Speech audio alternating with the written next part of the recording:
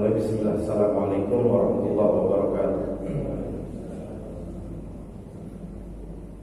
Alhamdulillah, salatu wassalamu ala rasulillah wa ala alihi wa sahbihi wa mawala. Allah Ta'ala fil Qur'anil Karim, ya ayyuhalladzina amanu taqullaha haqqa tuqatih wa la tamutunna illa wa antum muslimun. Allahumma salli wa sallim ala nabiyyina Muhammadin wa ala alihi wa sahbihi wa man tabi'ahum bi ihsan ila yaumiddin. Baik Bapak Ibu sekalian, hadirin hadirat yang bersyukur kepada Allah Subhanahu wa taala. Alhamdulillah, kita senantiasa memuji dan bersyukur kepada Allah Subhanahu wa taala atas nikmat-nikmat yang telah Allah berikan kepada kita semuanya, terutama pada pagi hari ini. Allah Subhanahu wa taala istiqomahkan kita dalam ketaatan. Allah istiqomahkan kita untuk menjalankan kewajiban-kewajiban yang telah Allah bebankan kepada kita semuanya. Dan mudah-mudahan Allah Subhanahu wa taala senantiasa memberikan kemudahan-kemudahan untuk menjalankan amal saleh ini sampai kita meninggal ini. Salam dan salawat kepada surah kita Nabi Muhammad sallallahu alaihi wasallam, keluarganya, para sahabatnya, dan orang-orang senantiasa istiqomah di atas jalan sampai hari akhirat. Baik, Bapak Ibu sekalian, pada pagi hari ini kita akan membahas tentang Fadlu Yaumil Jum'ah, tentang keutamaan hari Jumat. Keutamaan hari Jumat, dan pagi hari ini juga bertepatan dengan hari Jumat. Dalam hadis dari Muslim, Rasulullah bersabda, khairu yaumin tala'at alaihi syamsu yaumal Jum'ah. Sebaik-baik hari matahari terbit itu adalah pada hari Jumat. Fihi khuliqa Adam. Nabi Adam juga diciptakan pada hari Jumat. Wa fihi udkhilal jannah. Dan pada hari Jumat juga Nabi Adam Allah masukkan ke dalam jannah. Wa fihi ukhrija minha. Dan pada hari Jumat juga Nabi Adam itu dikeluarkan dari surga. Jadi ini merupakan salah satu keutamaan hari Jumat. Jadi termasuk Nabi kita, Nabi Adam alaihissalam ini, Allah ciptakan itu pada hari Jumat antara asar dan maghrib. Allah ciptakan Nabi Adam alaihissalam. Kemudian beliau dimasukkan ke dalam surga juga pada hari Jumat, dan dikeluarkan dari surga pun juga pada hari Jumat. Kenapa dikeluarkan dari surga?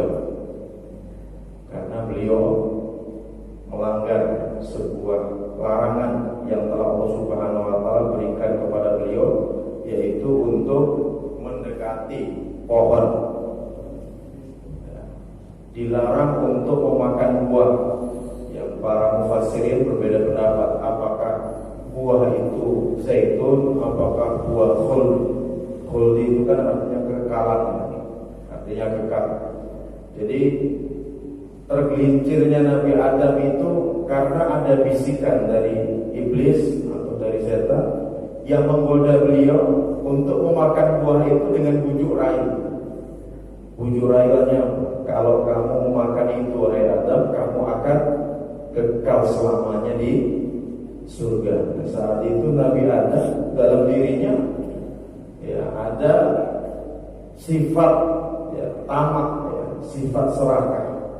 Akhirnya beliau melakukan itu, dan saat itu Allah Subhanahu wa taala memberikan hukuman, terlepaslah bajunya Adam dan Hawa di saat itu.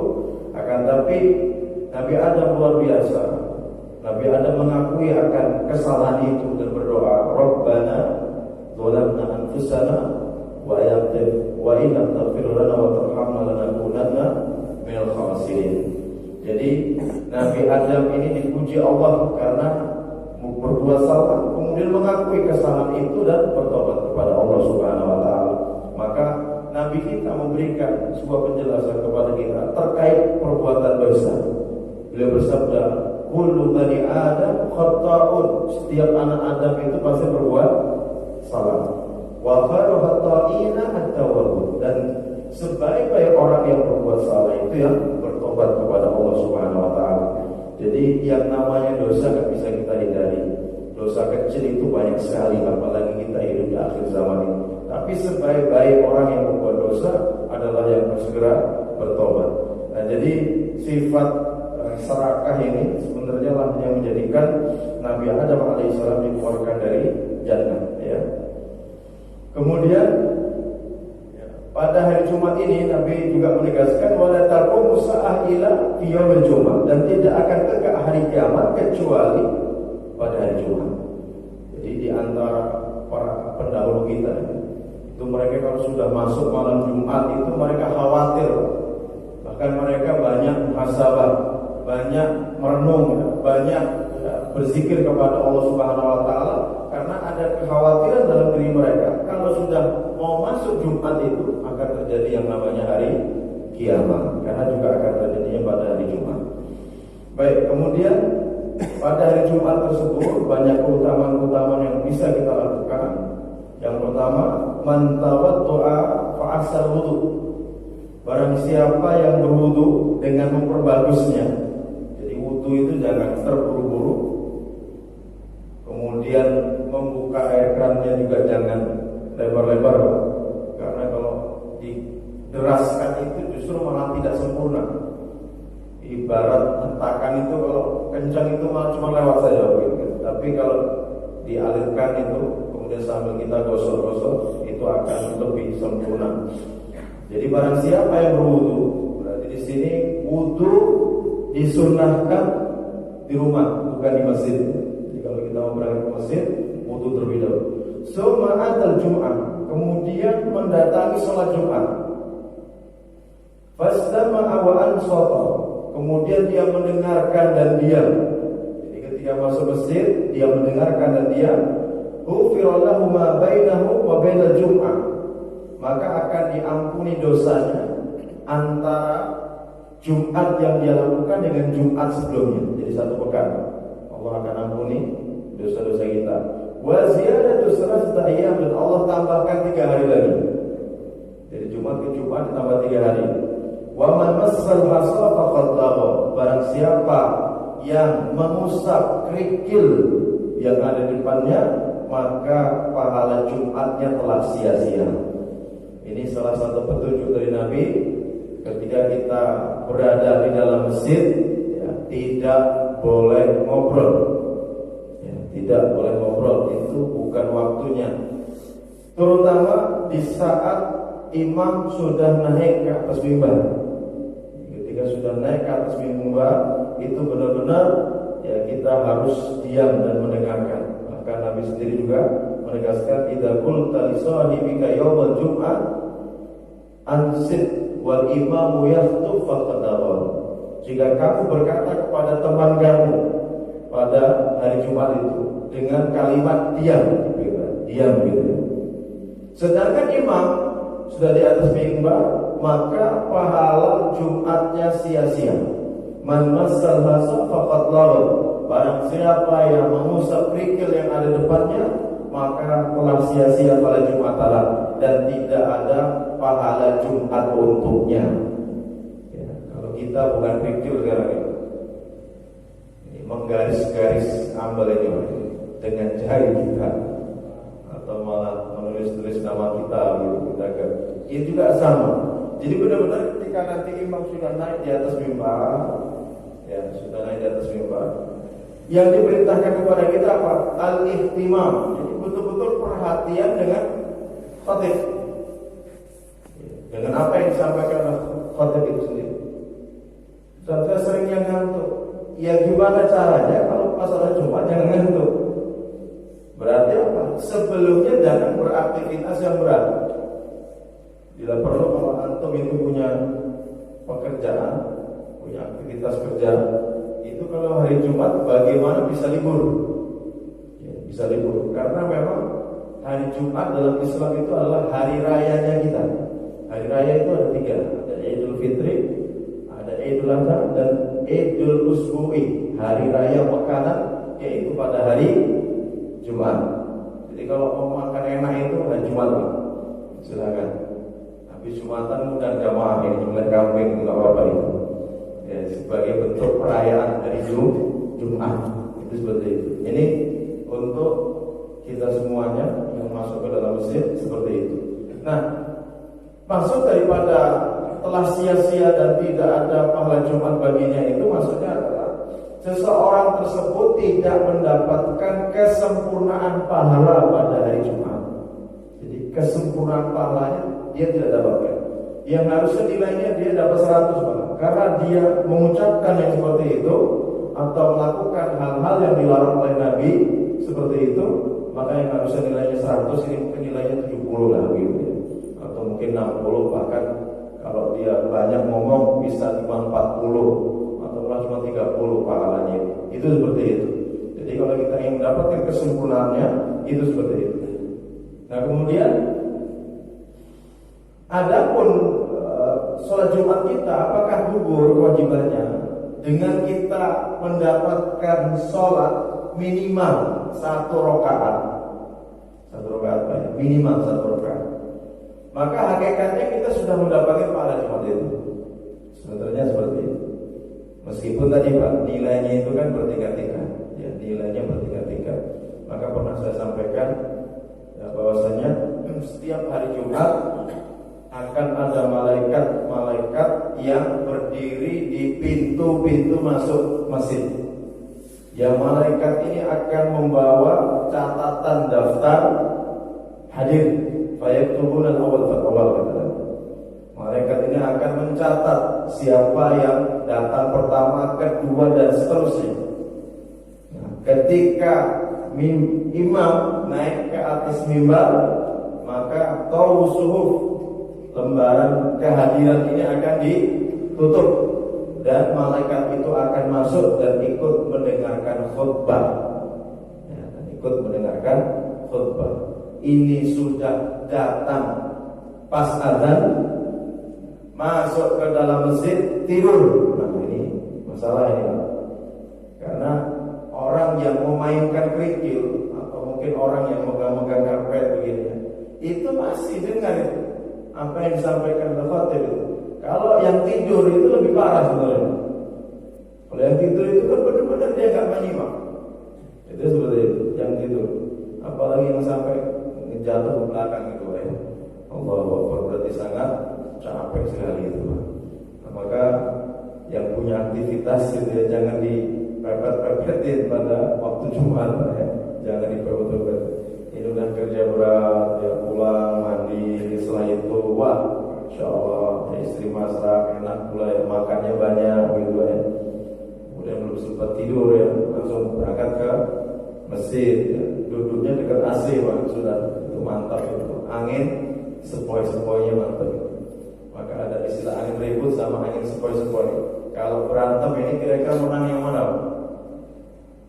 Mereka ini dulu berlomba ceritanya, bukan benar enggak ada yang benar.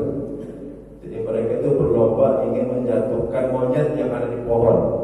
Angin ribut, sombong banget itu. Pasti saya bisa. Karena dia merasa kalau dihantam tuh monyet pasti jatuh gitu. Akhirnya sepakatlah mereka berlomba itu. Ngambil pelajaran saja. Nah, angin ribut disuruh duluan. Nah ternyata monyet itu kalau dihantam, ketika dihantam angin kuat itu, dia semakin kencang itu pegang pohonnya. Berkali-kali, akhirnya angin ribut nyerah. Kata angin sepoi-sepoi. Sekarang giliranku katanya. Saya kira gitu.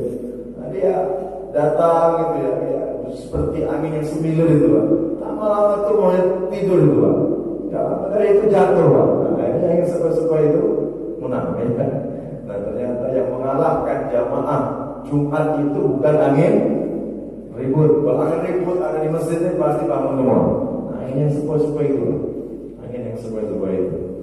Bisa jadi setelah pulang sholat Jumat itu ditanya sama istrinya, "Bi tadi judul khutbahnya apa?" Nggak tahu tadi apa itu. Oh berarti tidur. Baik, ini terkait aktivitas kita dalam masjid ya ketika sholat Jumat. Kemudian yang berikutnya, ini tentang keutamaan juga. As-shalawatul khamsu, salat 5 waktu yang kita lakukan. Wal jum'atu ila jum'at. Kemudian salat Jumat dengan Jumat berikutnya. Wa Ramadan ila Ramadan, ya. Ramadan ke Ramadan berikutnya. Mukaffaratu ma bainahuma idza tulibatil kabair. Itu akan menjadi penghapus dosa-dosa kita selama kita bisa menjauhi dosa-dosa besar. Masya Allah Pak ya. Jadi Allah Subhanahu wa Ta'ala memberikan ibadah yang berkala itu ada tujuannya dalam rangka untuk apa? Penggugur dosa-dosa kita. Ya, sholat 5 waktu ke sholat 5 waktu berikutnya, ya Jumat berikutnya, Ramadan. Nah ini luar biasa nih. Ramadan yang satu, Ramadan berikutnya itu akan menghapuskan segala dosa-dosa yang kita miliki selama dosa-dosa besar itu dijauhi. Nah ini sulit Pak. Sulit. Pekerjaan yang paling sulit saat ini itu dari dosa besar itu apa? Nanti bisa dibaca dalam kitab Al-Kabair, dosa-dosa besar yang dikarang oleh Imam Dhahabi. Itu banyak sekali. Pekerjaan yang paling sulit hari ini untuk menjauhi dosa besar itu adalah apa gitu? Apa Pak? Ghibah, menggunjing, membicarakan orang lain. Artinya kalau kita masih membicarakan aib-aib orang lain, berarti kita tidak mendapatkan keutamaan ini gitu. Maksudnya seperti itu. Untuk mendapatkan keutamaan ini kita tidak bisa. Padahal ya begini ya, yang namanya hidup itu ada kalanya punya masalah dengan orang begitu. Nah ternyata Islam memberikan batasan. Kalau kamu punya masalah dengan orang itu ternyata nggak boleh kita curhatkan kepada orang yang memang tidak bisa memberikan solusi. Jadi ghibah lima hal yang kita boleh ghibah itu kan. Kalau kita mau garis bawahi, yang pertama adalah di saat kita ingin mencari sebuah solusi atau sebuah jawaban, itu boleh. Sebagaimana Hindun ya, istrinya Abu Sufyan itu datang kepada Nabi berkeluh kesah, ya Rasulullah, suamiku itu punya sifat pelit, nggak hanya pelit lagi, ya, bakhilun sahihun, udah pelit medit begitu. Dia tidak memberikan kepadaku sesuatu yang mencukupi kehidupanku dan anak-anakku. Apakah saya boleh mengambil uangnya tanpa sepengetahuannya? Nah ini kan sebenarnya menghibah suaminya. Tapi karena beliau datangnya itu dalam rangka untuk mencari sebuah jawaban, mencari fatwa bahasanya gitu, kepada orang yang tepat, maka boleh. Tapi tetap baiknya pakai inisial, nggak usah disebut nama. Itu seperti itu. Boleh yang seperti itu. Ya. Jadi dalam rangka untuk mencari fatwa, atau mungkin dizalimi. Kita dizalimi oleh orang, itu ternyata nggak boleh kita ngobrol sama orang itu ya, tentang orang yang menzalimi kita itu tanpa orang yang kita ajak bicara itu bisa memberikan sebuah solusi, itu nggak boleh. Itu masuk dalam bab ghibah juga. Ya, namanya tadzallum. Gitu. Nah, kecuali yang kita membicarakan orang ini, yang orang itu tiba-tiba ya, di mimbar khutbah itu dia mengajarkan ajaran Ahmadiyah misalnya gitu kan, dia mengajarkan ajaran Syiah. Nah, setelah itu ya kita punya momen untuk bisa naik ke atas mimbar, kita sebut namanya itu, kemudian kita sampaikan begini-begini yang disampaikan, itu nggak masalah. Dalam rangka untuk tahdzirul muslimin, memberikan peringatan kepada kaum muslimin, itu tidak masalah, karena itu wajib dalam rangka untuk al-amru bil ma'ruf wa nahyi 'anil munkar. Itu beda, lain bab yang seperti itu beda. Tapi ketika kita menyebut ya orang lain, karena definisi ghibah itu kan dzikruka akhaka bima yakrah, engkau menyebut saudara kamu yang tidak ada di hadapanmu dengan sebuah perkataan yang kalau dia mendengarnya dia tidak suka, itu sudah masuk dalam bab ghibah. Ya, dalam bab ghibah. Nah, kemudian kalau hukumannya nanti bagaimana orang yang ghibah sebelum tegak hari kiamat, maka dia akan memiliki kuku-kuku yang terbuat dari tembaga. Dia cakar wajahnya dan dadanya, yang musuhnya wujuhahum wasudurahum. Siapakah mereka? Yaitu mereka adalah orang-orang yang membicarakan aib-aib orang lain. Nah ini berarti pahala Jumat yang luar biasa ini bisa sirna kalau kita tidak bisa menjauhi yang namanya ghibah, ya, ghibah itu. Yang sering ghibah itu bapak-bapak atau ibu-ibu. Sekarang nggak ada bedanya, bapak-bapak ibu-ibu sama, karena seolah punya potensi. Apalagi dengan adanya media sosial itu mau nggak mau kita ghibah orang, mau mentai orang dan sebagainya. Padahal kita tidak tahu berita sesungguhnya itu bagaimana.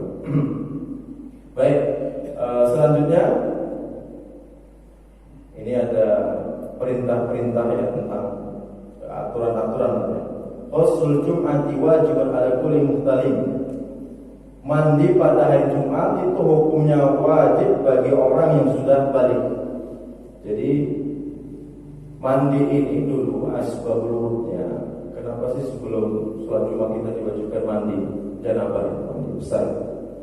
Karena pernah Nabi ketika berkhutbah begitu, itu beliau mencium gitu ya, bau yang tidak enak gitu dari para sahabat ya. Memang saat itu mereka ya dari pasar, gitu, dari tempat kerja, itu langsung datang ke masjid. Ya, kemudian Nabi di depan para sahabat-sahabat yang ketika berkhutbah menciumlah bau itu. Akhirnya oleh Nabi diperintahkan kepada mereka untuk mandi. Nah, untuk mandi ini, kalau misalnya bapak-bapak sekalian punya aktivitas ke kantor misalnya, maka mandinya kapan? Ya mandinya ketika mau berangkat kerja itu. Atau memang yang sudah punya kebiasaan mandi sebelum subuh, ya sudah dari sebelum subuh itu sudah diniatkan. Kalau memang nanti pas mau berangkat tidak mungkin untuk mandi lagi, begitu ya. Yang berangkat ke kantor kan mau sebelum Jumatan misalnya mandi di kantor juga kan ribet gitu ya, salin dan sebagainya. Maka dari awal sudah diniatkan mandi sebelum berangkat itu, supaya nanti tidak mengulang mandi lagi di tempat kerjanya. Nah, kemudian kita akan membahas juga keutamaan yang berikutnya. Layak tasbih rajul yaumal Jumat. Di dalam riwayat Bukhari, tidaklah seseorang mandi pada hari Jumat. Wa yatahharu bastata'a min tuhrin. Kemudian dia bersuci dengan apa yang dia mampu. Wa yudahhinu min tuhnihi. Kemudian dia memakai minyak rambut. Nabi ini kalau untuk masalah penampilan, Pak, insyaallah oke banget, Pak. Bapak-bapaknya ini kalau sudah punya anak lebih dari berapa, Pak? Betul. Sudah AP dengan penampilan atau sampai sekarang masih keren juga? Masih, masya Allah. Nabi itu masalah kebersihan penampilan itu dijaga betul. Di antaranya apa? Beliau itu kalau mau wudu bersiwak. Setiap kali 2 rakaat tarawih itu beliau berhenti bersiwak. Gitu ya. Bahkan tidak hanya itu, beliau mau masuk rumah itu beliau berhenti bersiwak dulu untuk menemui istri-istrinya itu. Nah, masya Allah.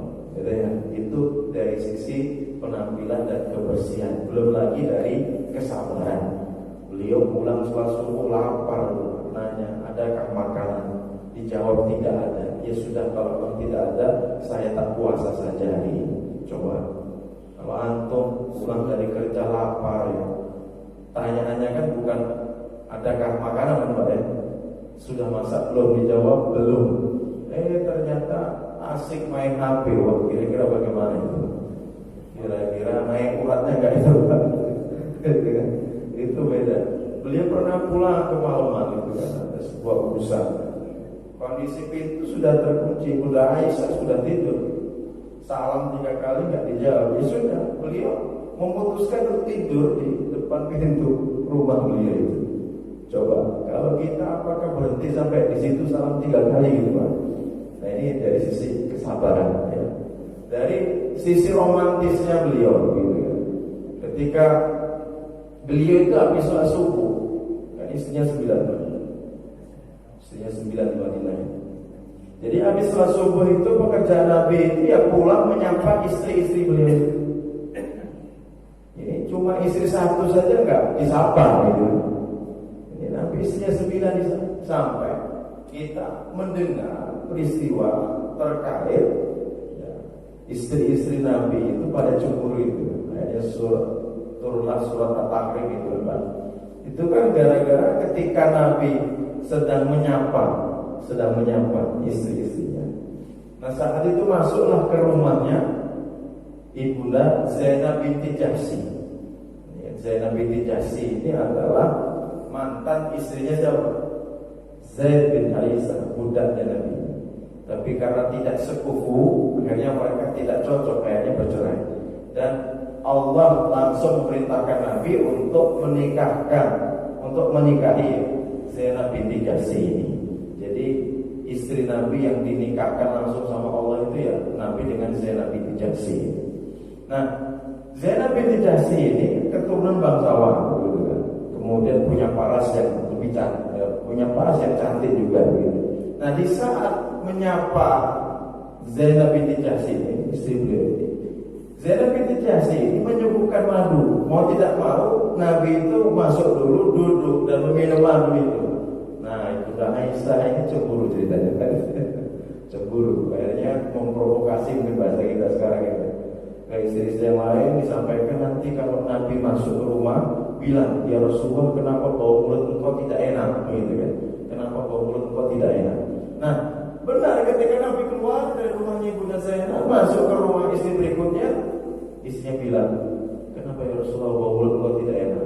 Terus begitu sama seperti itu semuanya, gitu kan?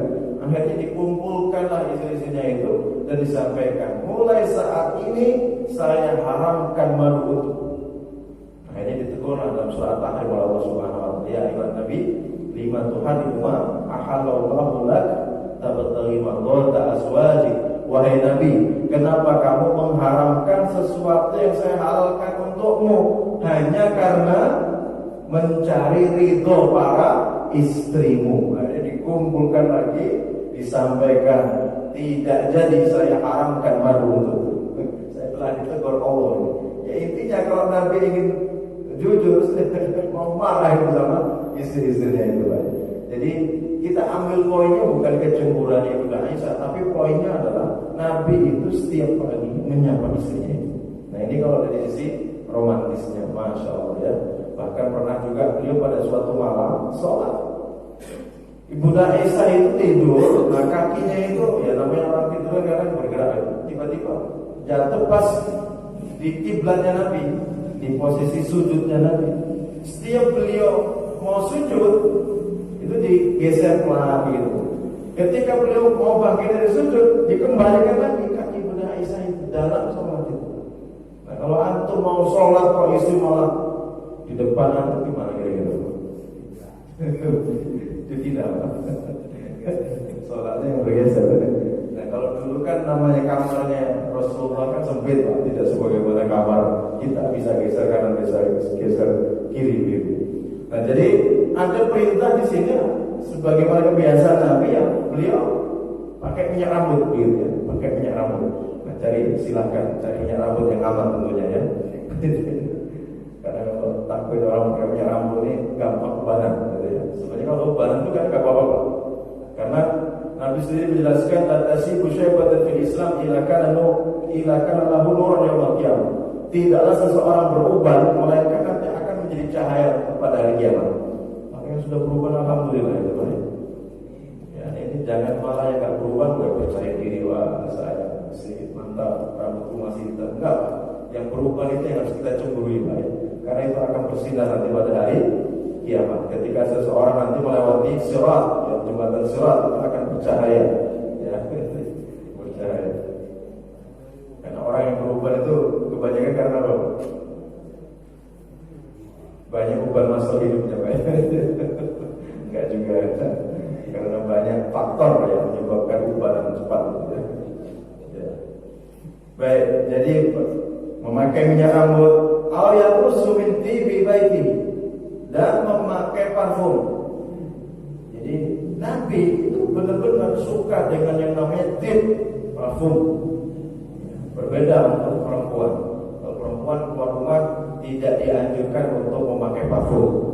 Bahkan Nabi sendiri menjelaskan innal mar'ata idza staqqa, kalau seorang wanita dia memakai parfum, kemudian dia keluar rumah, summa mar di majlis, kemudian dia melewati laki-laki, kumpulan laki-laki, pinggir jalan atau apa. Dan laki-laki ini mencium bau parfumnya wanita tersebut, fayazaniyan, maka wanita itu sudah dihukumi telah berzina. Itu seperti itu. Nah, maka ibu-ibu dandannya di mana? Di rumah. Pakai parfumnya di rumah. Kalau keluar nggak usah menor gitu. Ini kembali. Kalau keluar luar biasa, di rumah bau fresh care. Bau fresh care. Ya, jadi pakai parfum.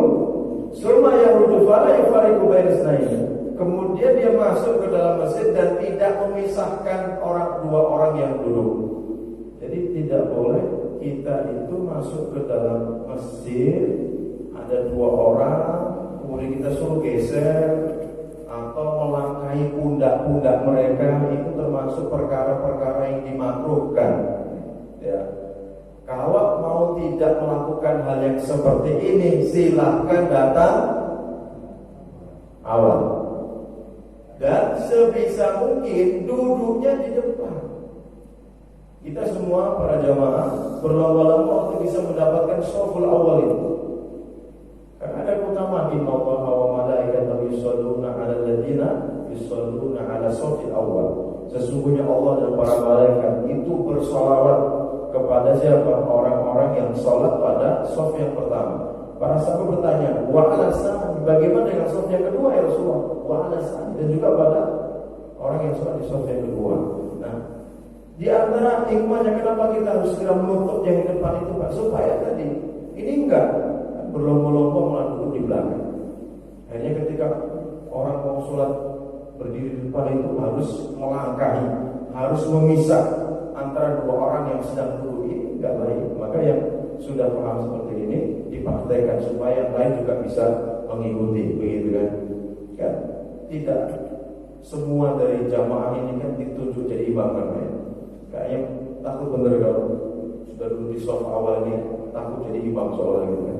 Padahal imamnya sudah tetapkan gitu ya. Jadi nggak usah khawatir. Dan juga yang khotib juga kan sudah ditetapkan ya Pak. Nggak mungkin juga antum duduk di shaf awal nanti langsung ditunjuk jadi khotib kan nggak juga gitu. Seolah takut malah di shaf yang pertama. Padahal Nabi menjelaskan khairu sufufi rijali awwaluha. Sebaik-baik shafnya laki-laki ya pertama ini, shaf awal ini. Ya, dan seburuk-buruk yang paling belakang. Nah kalau untuk ibu beda. Sebaik-baik shafnya ibu-ibu di paling belakang dan seburuk-buruknya yang paling depan. Nah di saat itu, tapi kita lihat konteksnya. Saat itu sholatnya ibu-ibu di zaman Nabi itu tidak ada sutra ini, satar ini ya. Jadi langsung, maka setelah salam mereka langsung berdiri kemudian pulang. Seperti itu. Maka shaf yang paling akhir yang paling baik.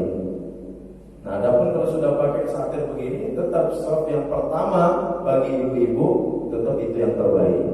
Ya, jadi jangan memisah dua orang yang sedang duduk. Summa yusolli ma kutiba lahu. Kemudian dia sholat.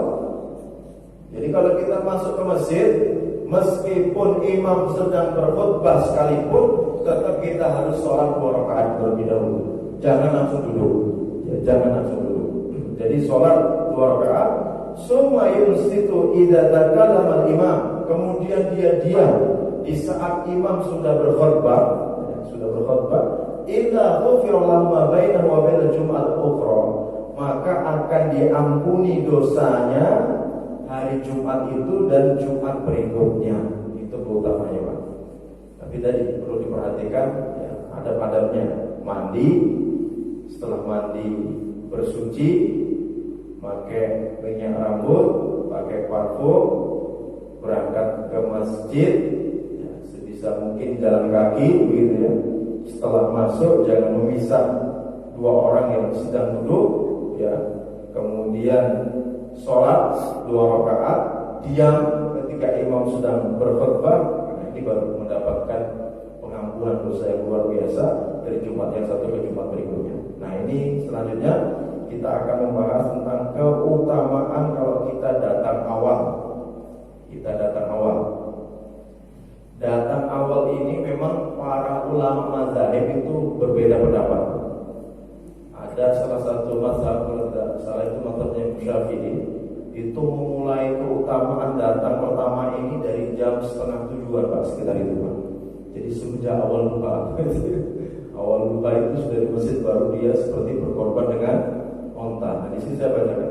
Wanita salayawal jum'ah huslal janabah sumaraha faka'an nama qarraba badana. Barang siapa yang mandi pada hari Jumat dengan mandi janabah, kemudian dia berangkat ke masjid pada waktu pertama.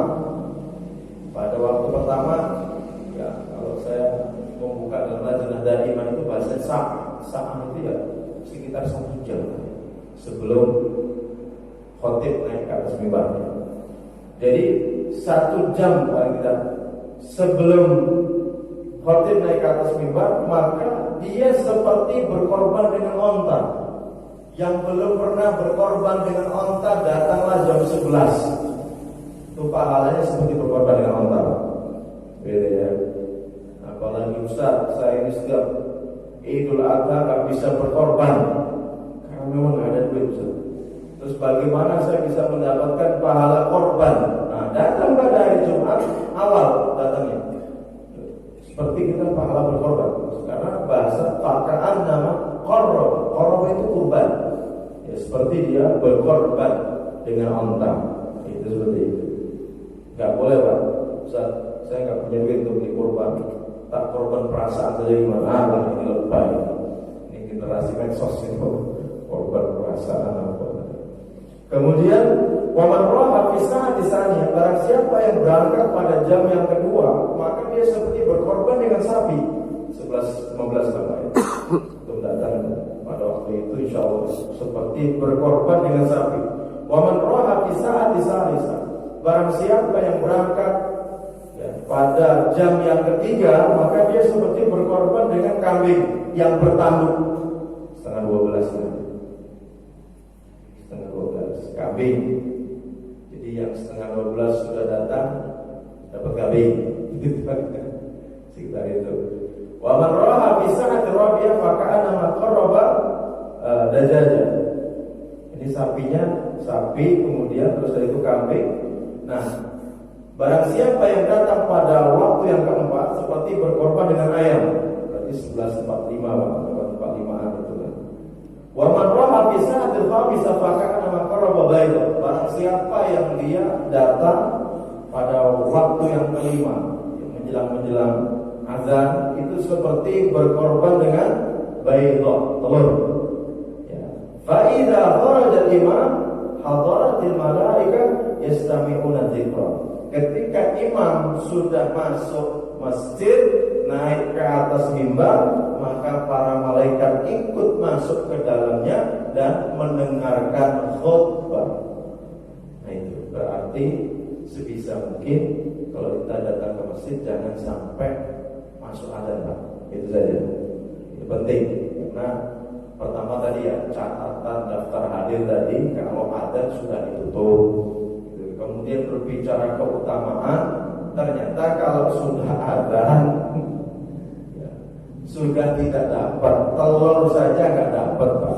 Kalau ada bagi-bagi daging makanan itu setelah sholat Jumat itu ya, jadi kalau yang datang jam 11 nih daging onta gitu, 11:15 daging sapi, jam 11:30 kambing ya, paketnya bakal disiapin paket nasi itu.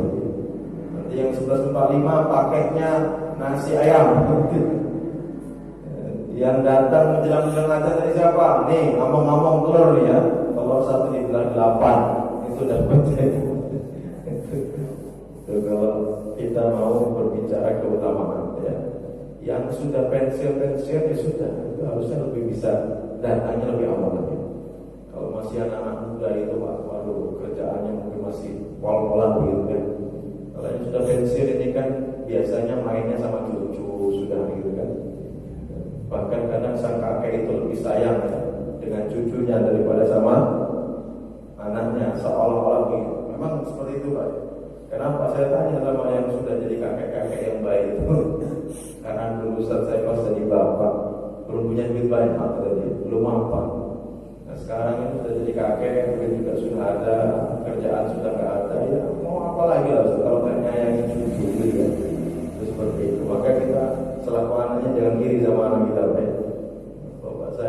sayang sama anak saya daripada sama saya. Nah, yang sudah pensiun itu bisa maksimal untuk menjalankan amal ibadah. Yang terakhir kita akan bahas pada hari Jumat itu ada satu waktu. Kata Nabi, fiha sa'atun la yuwafiquha 'abdun muslimun. Jadi di hari Jumat itu ada satu waktu yang jika seorang muslim itu dia berdoa yang doanya itu bertepatan dengan waktu itu, maka illa aqahu iyyahu, mereka Allah akan mengabulkan doanya. Maka silakan perbanyak doa pada hari Jumat, ya, dan juga memperbanyak sholawat. Nah, sebagian para ulama menegaskan waktu yang mustajab itu kapan? Ini banyak. Di sini ma baina an yajlisal imam ila an tuqtas shalah. Ada yang menjelaskan waktunya adalah semenjak imam duduk sampai sholat ditegakkan. Berarti ketika duduk di antara dua khutbah itu, Pak, ketika duduk imam itu, duduk dulu menjeda itu merupakan waktu yang mustajab untuk berdoa. Kemudian sebagian besar lagi menjelaskan sesungguhnya waktu itu adalah ba'da asar. Jadi ketika pada asar perbanyaklah berdoa, semoga doa kita ini bertepatan dengan satu waktu itu sehingga Allah akan mengabulkan permohonan kita. Ini tentang keistimewaan dan keutamaan sholat Jumat. Nah, kemudian saya tambah terkait kalau kita ke masjid, Pak, ya, misalnya kita ini datangnya terlambat, sudah dalam kondisi sudah adzan, Pak. Jadi perintahnya begini kalau dalam fikihnya, ketika adzan berkumandang itu khusus untuk hari Jumat, kita bukan berarti menunggu untuk adzan itu selesai baru kita sholat 2 rakaat. Saya terus itu. Tapi ketika hari Jumat, meskipun itu adzan sudah berkumandang, sedang berkumandang, kita masuk, kita langsung sholat 2 rakaat tahiyatul masjid. Ini pengecualian hanya untuk hari Jumat saja. Kenapa? Karena mendengar adzan itu hukumnya sunnah, sedangkan mendengar khutbah imam itu hukumnya wajib.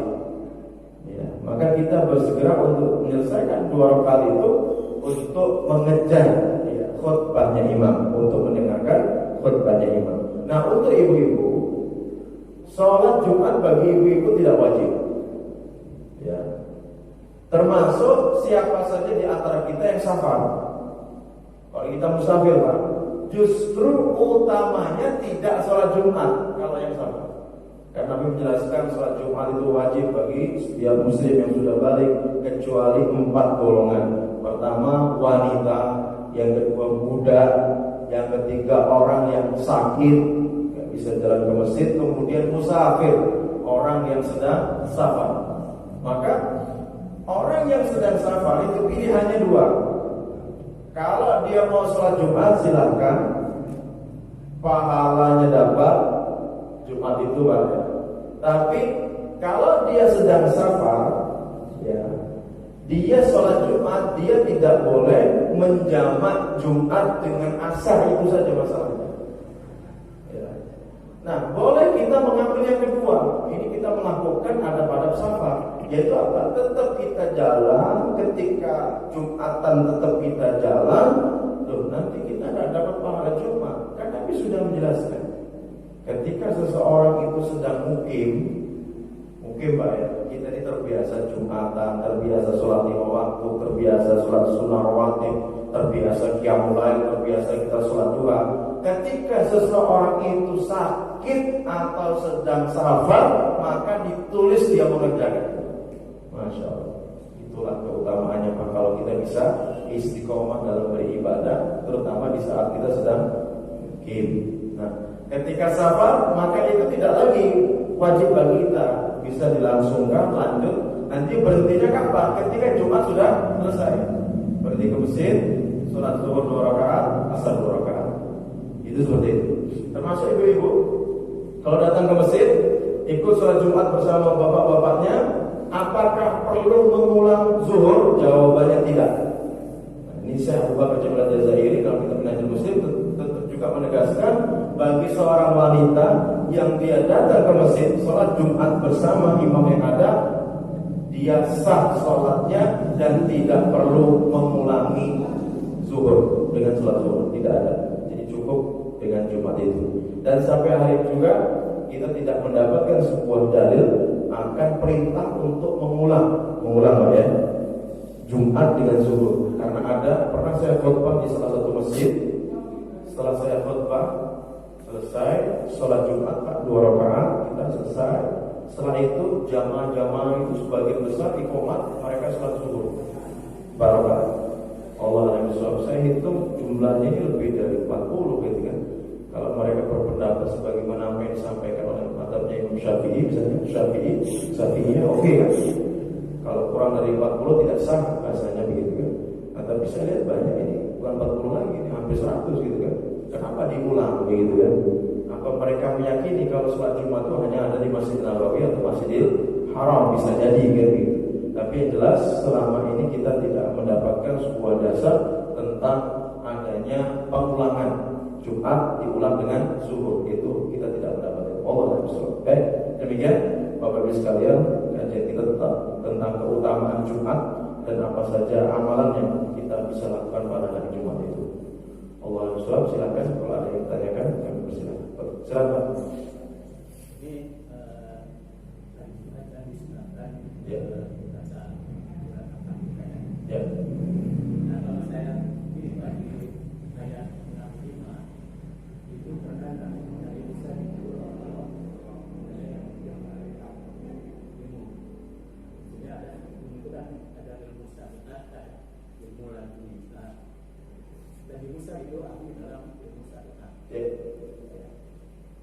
Nah, jadi ini kan yang nanti dia Ya. Nah, yang jadi pertanyaan saya, kita sebagai orang biasa apa bisa memberikan ilmu dan umumnya di dalam surat Al-Fatihah itu kan kita apa diajari ilmu. Ya. Misalnya apakah naluri itu termasuk ilmu ini atau tidak? Ya. Baik, Bismillahirrahmanirrahim. Ya. Kalau kita mengkaji terkait pesan-pesan Nabi kepada kita, maka itu sebenarnya menafikan ilmu laduni. Di antaranya adalah perintah untuk talabul ilmi fardhatun 'ala kulli muslim. Itu di antaranya menuntut ilmu itu hukumnya wajib bagi setiap muslim. Bahkan Nabi juga memberikan sebuah motivasi, man salaka tariqan yaltamisu fihi ilman sahalallahu lahu bihi tariqan ila jannah. Barang siapa yang meniti jalan ya untuk talabul ilmi, maka sesungguhnya Allah akan memudahkan baginya jalan untuk masuk ke dalam surga. Kemudian berbicara tentang warisan, ya, wa innal ulama warasatul anbiya. Sesungguhnya para ulama itu adalah pewaris para nabi. Wa innal anbiya lam yuwarisu dinar wala dirham. Para ulama itu, para nabi itu tidak mewariskan dinar atau dirham. Sesungguhnya mereka mewariskan ilmu. Jadi dalam perjalanannya Ahlus Sunnah wal Jamaah mereka berpendapat bahwasanya ilmu itu dengan dicari, dan mereka tidak membenarkan adanya ilmu laduni. Nah, kalau misalnya ditanya tentang bagaimana itu naluri. Jadi begini, ini sebagaimana pesan Nabi terkait farasat atau firasat, naluri atau firasat. Nabi mengatakan, ittaqi farasatal mu'min fa innahu yanzuru bi nurillah. Takutlah kamu dengan firasat orang mukmin, karena sesungguhnya dia melihat dengan cahaya Allah Subhanahu wa taala. Nah, firasat itu Pak, karena orang itu dekat kepada Allah gitu ya. Memiliki tingkat kualitas ibadah yang bagus kepada Allah Subhanahu wa taala begitu. Maka pandangan dia itu sehakikatnya adalah pandangan Allah gitu ya. Allah menjaga pandangannya dan dia melihat sesuatu dan berpikir tentang sesuatu sesuai dengan kehendak Allah Subhanahu wa taala. Jadi dia memiliki kelebihan itu, tapi bukan berarti dia mendapatkan ilmu yang tiba-tiba langsung seseorang itu menjadi pintar, menjadi alim, menjadi ini dan sebagainya, tidak. Nah, adapun firasat itu seperti karomah. ya, karomah, ya, sebuah pemberian, tapi itu tidak bisa dipakai setiap saat, gitu ya. Jadi kalau orang soleh banget, orang soleh yang benar soleh juga, memang hati-hati kalau dia sudah berfirasat gitu kan, karena firasatnya pasti sering kejadian. Nah, tapi itu bukan wahyu. Kalau wahyu itu kepada Nabi. Nah, dengan wafatnya para Nabi, bentuknya bukan wahyu, tapi bisa dalam bentuk firasat, bisa dalam bentuk mimpi-mimpi yang benar. Nah, maka Nabi menjelaskan dahabatin nubuwah, telah berlalu masa kenabian, wa baqiyat ar-ru'ya as-shalihah, dan sekarang yang ada itu adalah mimpi-mimpi yang nyata. Nah, firasat atau makhluk itu bisa dalam bentuk mimpi-mimpi ini, Pak. Jadi dia mendapatkan kabar dari Allah dalam bentuk mimpi, itu bisa seperti itu. Jadi kalau yang tiba-tiba orang itu menjadi alim dengan sendirinya, itu bertentangan dengan pendapat-pendapat para ulama juga. Di antara dalam ta'alam fa'idan mar'ala yulad amila, belajarlah kamu, karena sesungguhnya seseorang itu tidak dilahirkan dalam keadaan berilmu. Itu ada banyak besar-besar seperti itu, Pak ya. Allah yang SWT. Mungkin begitu, belum sementara jawabannya seperti itu, Pak ya. Kalau lebih lengkapnya kapan-kapan kita bahas tentang ilmu laduni gitu ya. Oke, silakan kalau ada yang lain. Ya, silakan. Assalamualaikum warahmatullahi wabarakatuh. Waalaikumsalam. Ustaz, saya mau nanya nih, ada orang yang selama hidupnya tidak pernah sholat, ya, di saat umur 60 tahun tersadarkan dia mau sholat lagi gitu. Ya. Nah, menurut ini kan ada yang selama ketinggalan boleh diganti dengan sholat yang waktunya ketinggalan. Yang menjadi pertanyaan saya ini, tadi Pak Ustaz bilang kan di dalam sholat Jumat itu tidak boleh digantikan. Nah, bagaimana itu kalau sholat Jumat tidak bisa digantikan itu? Baik, bismillah, salatu wassalamu ala rasulillah. Saya lebih mengambil pendapat ya, yang disampaikan oleh para ulama mufti ya, Saudi, yang mereka bukan dalam kitab Lajnah Imam Al-Busi Imam Al-Ifta. Jadi itu adalah kumpulan fatwa-fatwanya ulama Saudi yang sudah sampai derajat mufti. Mufti itu orang yang memang dia memiliki kafah ya, kemampuan, dan memang mereka diakui boleh berfatwa karena kapasitas mereka itu seperti itu. Jadi setiap kali membahas tentang suatu, kumpul itu para mufti-mufti itu, mereka mengkaji Qurannya, hadisnya dan sebagainya, bahkan pendapat mazhab juga dikaji. Nah, mereka memutuskan bahwasanya sholat yang sudah terlewat waktunya, bukan di hari itu, Pak. Kalau di hari itu misalnya begini, sholat subuh nih, sholat subuh sekarang misalnya jam 4:32 atau 35. Nah, kemudian kita tidur saat itu, kita nggak bangun, ketiduran, istilahnya kesiangan lah gitu. Kita sholat jam 7 itu masih boleh, sholat jam 9 masih boleh, saatnya ketiduran gitu ya. Tapi kalau sudah melewati waktu zuhur, itu sudah nggak bisa lagi, sudah nggak bisa lagi. Kecuali benar-benar Pak ya, dia tuh sehari itu lupa sholat gitu.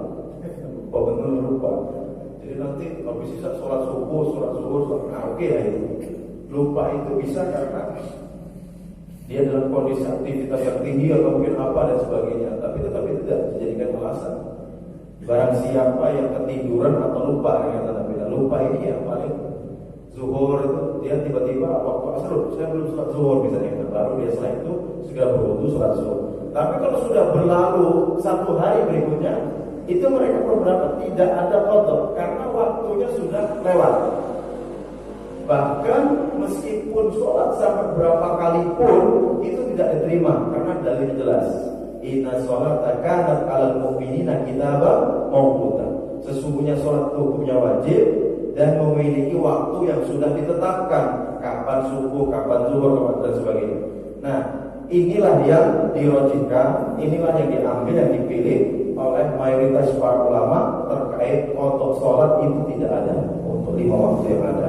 Nah, yang membolehkan itu mazhabnya Imam Syafi'i. Itu memang membolehkan mengqadha sholat yang kita tinggalkan. Jadi nanti selepas sholat maghrib berapa sholat maghrib, nanti isya berapa kali sholat isya, seperti itu. Tapi karena kita melihat ketentuan-ketentuan nas-nas yang ada bahwasanya sholat itu sudah ada waktunya, maka tidak ada qada. Dan apa untuk menutup tadi, apa yang kita lakukan untuk menutup sholat-sholat yang pernah kita tinggalkan itu? Maka kalau kita sudah bertobat, sudah hijrah begitu ya, maka kalau urusan sholat, ketika kita sudah bertobat seperti ini, perbanyaklah sholat-sholat sunnah.